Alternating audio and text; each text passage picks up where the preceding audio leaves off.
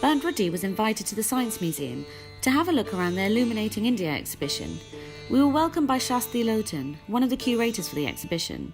I spoke to her to find out why she became part of this project.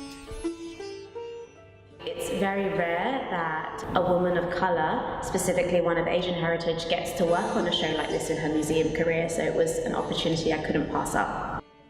As we walked around, there were many pieces of art that stood out to me. I wanted to know what Shasti's favourite piece was, and why.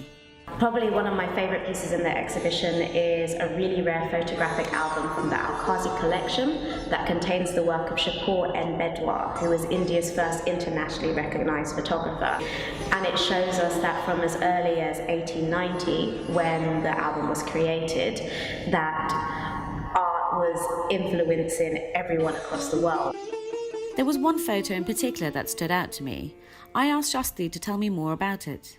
So this beautiful photograph behind me was taken by Mitch Epstein, an American-based photographer. He was married to Mira Nair, who's the director of Monsoon Wedding. He visited India to get to know his wonderful extended family out there, and he took very kind of candid snapshot images. So every photograph you see by Mitch Epstein in this exhibition is unposed. It's captured, it's in the moment, like this magnificent piece behind me with very beautiful and vivid colours, which was recently named most beautiful photograph in London by The Guardian. Usually, the LGBTQIA community lacks visibility in India, but in this exhibition, there's an installation specifically aimed at exploring their experiences. I find out more. This wonderful installation behind me, it's by an amazing British photographer called Olivia Arthur, and it explores the experiences of the LGBTQI community that are living in Bombay today.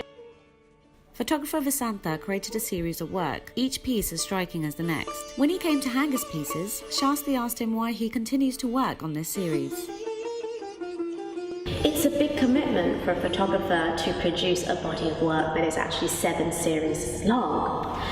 And he said to me that when he was little, his daddy gave him a comic book version of the Ramayana, and he loved it. When he first went to India, he was overwhelmed with how the imagery was present in everyday life. What's really, really special about this piece is if you get closer to some of the smaller portraits, they are actually hand-painted.